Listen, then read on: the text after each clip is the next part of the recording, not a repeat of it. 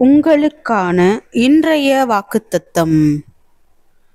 ஆதலால் கிறிஸ்துவுக்குள் யாதொரு ஆறுதலும், அன்பினாலே யாதொரு தேறுதலும், ஆவியின் யாதொரு ஐக்கியமும், யாதொரு உருக்கமுமான பட்சமும் இரக்கங்களும் உண்டானால், நீங்கள் ஏக சிந்தையும் ஏக அன்பும் உள்ளவர்களாயிருந்து இசைந்த ஆத்துமாக்களாய் ஒன்றையே சிந்தித்து என் சந்தோஷத்தை நிறைவாக்குங்கள்.